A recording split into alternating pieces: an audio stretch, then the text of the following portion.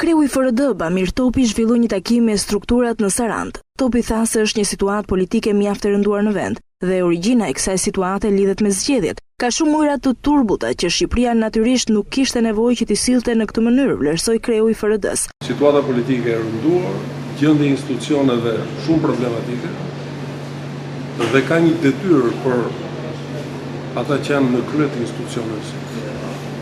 Nuk mjafton që t'i konsumojnë bisedat në zyra, por ka një detyrë shumë të madhe dhe kjo është detyrimi për transparencë publike dhe të mos afusin në turbulenca të panevojshme për të prishur raporte edhe me vende të cilat janë jetike për fatin e Shqipërisë.